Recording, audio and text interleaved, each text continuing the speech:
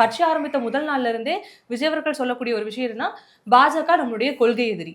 கொள்கை எதிரியை பத்தி ஏன் அவ்வளவு ஒரு உத்வேகமான ஒரு தாக்கமான ஒரு கருத்துக்களை பொதுவெளியில வைக்க மாட்டாருங்கிற ஒரு இது தாக்கமே கிடையாது. என்ன அப்படின்னா இது வந்து நம்ம என்ன நீங்க பார்க்கணும்னா, இங்க இருக்கக்கூடிய திமுக இருக்கு பாத்தீங்களா, இந்த திமுகவுக்கு கடந்த ஆண்டுகளுடைய தேர்தல்கள் எல்லாமே எடுத்து பாத்தீங்கன்னா, இந்த திமுக ஜெயிச்சதற்கான காரணம் என்ன அப்படின்னா, திட்டமிட்ட இந்த பாஜகவுடைய எதிர்ப்பு.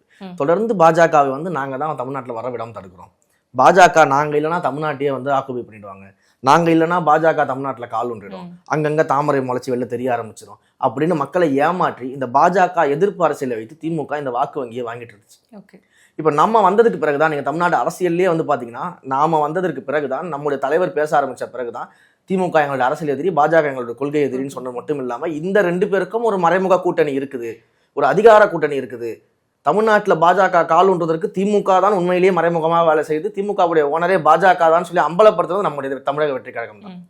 அப்போ அதற்கு பிறகாக தான் இவங்க என்ன பண்றாங்க அப்படின்னா, இவர் பாஜகவை எதிர்க்கல, தமிழக வெற்றி கழகம் தீவிரமாக பாஜகவை எதிர்க்கல அப்படின்னு கதை சொல்லி இந்த ஒரு திட்டமிட்ட பரப்புரையை திமுக தொடர்ந்து தன்னுடைய கட்சியினரை வைத்துக்கொண்டு கூட்டணி கட்சிகளை வச்சுக்கிட்டு பரப்பிட்டு இருக்கிறாங்க.